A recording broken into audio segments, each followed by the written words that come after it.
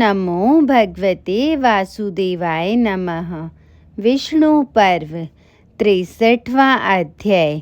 इस अध्याय के पहले भाग में हम जानेंगे नरकासुर का परिचय, द्वारका में इंद्र का आगमन और श्री कृष्ण से नरक वध के लिए अनुरोध, सत्यभामा सहित श्री कृष्ण का प्राग ज्योतिषपुर में गमन। जन्मेजय ने पूछा, महामुने, रुक्मी के मारे जाने पर जब परम पराक्रमी महाबाहु श्री कृष्ण द्वारका को लौट आए तब उन्होंने क्या किया, यह मुझे बताइए। वैशंपायन जी कहते हैं, जन्मेजय, श्रीमान यादव नंदन पराक्रमी भगवान श्री कृष्ण उन यादवों से घिरे हुए जब द्वारका को आए तब उन्होंने उस पुरी का भली भांति निरीक्षण किया।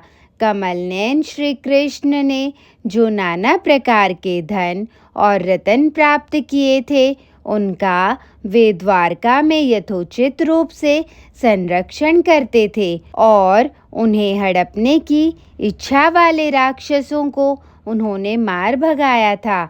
वहाँ उनके मार्ग में दैत्य और दानव विघ्न डाला करते थे।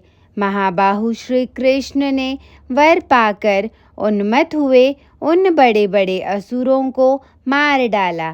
तत्पश्चात नरक नामक दानव ने भगवान के कार्य में विघ्न डालना आरंभ किया। वह समस्त देवताओं को भयभीत करने वाला तथा देवराज इंद्र का महान शत्रु था। समस्त देवताओं को बाधा देने वाला नरकासुर भूमि के भीतर मूर्ति लिंग में स्थित होकर देवताओं और ऋषियों के प्रतिकूल आचरण किया करता था। भूमि का पुत्र होने से नरक को भौमासुर भी कहते हैं। उसने हाथी का रूप धारण करके प्रजापति त्वष्टा की पुत्री कशेरु के, जो 14 वर्ष की अवस्था वाली तथा सुंदर अंगों से सुशोभित थी, समीप जाकर उसे पकड़ लिया। नरकासुर प्राग ज्योतिषपुर का राजा था। उसके शोक और भय नष्ट हो गए थे। वह मोहवश सुंदरी कशेरु को अपनी दोनों भुजाओं में दबाकर हर ले गया और उससे इस प्रकार बोला, देवी, देवता और मनुष्यों के पास जो नाना प्रकार के रत्न हैं, सारी पृथ्वी जिन रत्नों को धारण करती है तथा समुद्रों में जो रत्न संचित हैं, उन सब को आज से सभी राक्षस, दैत्य और दानव भी तुम्हें ही लाकर दिया करेंगे। इस प्रकार भौमासुर ने नाना प्रकार के उत्तम रत्नों और भांति भांति के वस्त्रों का उस समय अपहरण किया था। अपहरण करके भी उसने उन पर अधिकार नहीं किया, उन्हें अपने उपभोग में नहीं लाया। गंधर्वों की जो कन्याएं थी, उन्हें भी बलवान नरकासुर हर लाया था। देवताओं और मनुष्यों की कन्याओं तथा अप्सराओं के 7 समुदायों का भी उसने अपहरण कर लिया। इस प्रकार 16,100 सुंदरी स्त्रियां उसके घर में एकत्र हो गई। वे सब की सब सतियों के मार्ग का अनुसरण करके व्रत और नियमों के पालन में तत्पर हो एक वेणी धारण करती थी। वैशंपायन जी कहते हैं, जन्मेजय, उदार हृदय वाले भौमासुर ने उनके रहने के लिए मणि पर्वत पर एक श्रेष्ठ पुर का निर्माण कराया था। जिस स्थान पर वह पुर बना था, वह अलका नाम से प्रसिद्ध था। वह स्थान मुर नामक दैत्य के अधिकृत प्रदेश में था। मुर या मुरु नामक दैत्य के 10 पुत्र तथा प्रधान प्रधान राक्षस उन कुमारियों तथा प्राग ज्योतिषपति भौम की रक्षा करते हुए उसकी उपासना करते थे।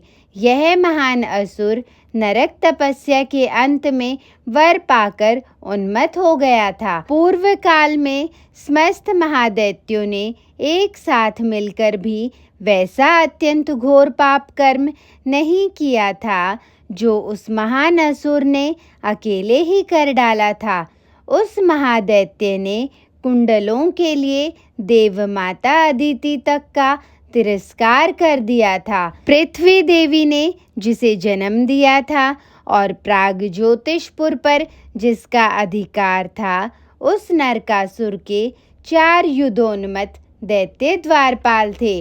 उनके नाम इस प्रकार हैं: हयग्रीव, निशुंद, वीर पंचनद तथा सहस्त्र पुत्रों सहित महान असुर मुरु, जो कि वरदान प्राप्त कर चुका था। वह नरकासुर समूचे देवयान मार्ग को घेरकर वहां उपस्थित हो जाता और भयंकर रूप वाले राक्षसों के साथ रहकर उधर से जाने वाले पुण्यात्माओं को डराया करता था। उसके वध के लिए शंख, चक्र, गदा और खड्ग धारण करने वाले महाबाहु श्री कृष्ण वृष्णि कुल में देवकी के गर्भ और वसुदेव के संयोग से प्रकट हुए। उनका तेज संपूर्ण विश्व में विख्यात है।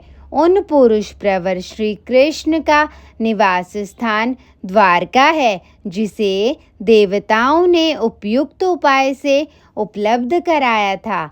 द्वारकापुरी इंद्र के निवास स्थान अमरावतीपुरी से भी अत्यंत रमणीय है। वह महासागर से घिरी हुई तथा 5 पर्वतों से सुशोभित है। देवपुरी के समान सुशोभित होने वाली द्वारका में एक सभा है, जिसमें सोने की बंधनवारें लगी हैं। उसकी लंबाई चौड़ाई 1-1 योजन की है तथा वह दाशारही सभा के नाम से विख्यात है। उसमें बलराम और श्री कृष्ण आदि वृष्णि और अंधक वंश के सभी लोग बैठते थे और संपूर्ण लोक जीवन की रक्षा में दत्तचित्त रहते थे। भरत श्रेष्ठ, एक दिन की बात है, सभी यदुवंशी उस सभा में विराजमान थे।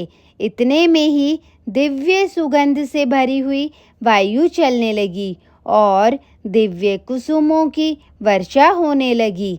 तदंतर 2 ही घड़ी के अंदर आकाश में किलकिलाहट का शब्द हुआ और तेजो राशि से घिरी हुई दिव्य आकृति प्रकट हुई, जो धीरे धीरे पृथ्वी पर आकर खड़ी हो गई। उस तेजपुंज के भीतर श्वेत हाथी पर बैठे हुए इंद्र संपूर्ण देवताओं के साथ दिखाई दिए। उस समय महात्मा देवराज इंद्र का स्वागत करने के लिए बलराम, श्री कृष्ण तथा राजा उग्रसेन, वृष्णि और अंधक वंश के अन्य लोगों के साथ उठकर उनकी अगवानी में गए। इंद्र ने हाथी से उतरकर शीघ्र ही भगवान श्री कृष्ण को हृदय से लगाया। फिर बलदेव तथा राजा उग्रसेन से भी वे उसी प्रकार मिले। तत्पश्चात उन्होंने यथा समय अवस्था के अनुसार सभी वृष्णिवंशी वीरों को हृदय से लगाया। इसके बाद बलराम और श्री कृष्ण से पूजित हो वे उस दाशारही सभा में गए। वहाँ बैठकर उस सभा की शोभा बढ़ाते हुए देवेश्वर इंद्र ने विधि पूर्वक अर्घ्य आदि उपचार ग्रहण किया। वैशंपायन जी कहते हैं, जन्मेजय, तदंतर महातेजस्वी इंद्र ने अपने अनुज श्री कृष्ण को सांत्वना देकर उनके सुंदर मुखारविंद पर हाथ फेरते हुए कहा, देवकी नंदन, मधुसूदन, शत्रुनाशन, आज मैं जिस कार्य से तुम्हारे पास आया हूँ उसके विषय में मेरी बात सुनो।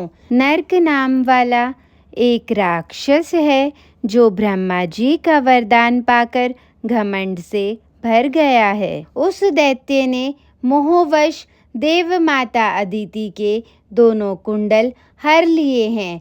देव वह प्रतिदिन देवताओं तथा ऋषियों के विरोध में ही लगा रहता है, अतः तुम अवसर देखकर उस पापात्मा पुरुष को मार डालो। ये इच्छा अनुसार सर्वत्र जा सकने वाले गरुड़ तुम्हें वहां पहुंचा देंगे, क्योंकि इनमें यथेष्ट बल है। ये अंतरिक्षचारी विंतानंदन गरुड़ अत्यंत तेजस्वी हैं। भूमिपुत्र नरकासुर समस्त प्राणियों के लिए अवध्य है, अतः तुम उस पापी का शीघ्र ही संहार करके लौट आओ। देवराज के ऐसा कहने पर महाबाहु कमलनयन श्री कृष्ण ने उनके सामने नरकासुर के संहार की प्रतिज्ञा की। तदंतर शंख, चक्र, गदा और खड्ग धारण करने वाले भगवान श्री कृष्ण सत्यभामा सहित गरुड़ पर बैठकर इंद्र के साथ ही चल दिए। यदुकुल के सिंह सदृश पराक्रमी वीरों के देखते देखते इंद्र सहित बलवान श्री कृष्ण क्रमशः वायु के सातों स्कंधों को लांघकर ऊपर चले गए। गजराज ऐरावत पर चढ़े हुए इंद्र और गरुड़ पर बैठे हुए भगवान जनार्दन अधिक दूर चले जाने के कारण सूर्य और चंद्रमा के समान प्रकाशित हो रहे थे। अंतरिक्ष में गंधर्व और अप्सराओं द्वारा स्तुति किए जाते हुए श्री कृष्ण और इंद्र बारी बारी से अदृश्य हो गए। अपने कार्य की सिद्धि के लिए उपयुक्त व्यवस्था करके देवराज इंद्र अपने भवन को चले गए और श्री कृष्ण ने प्राग ज्योतिषपुर की राह ली।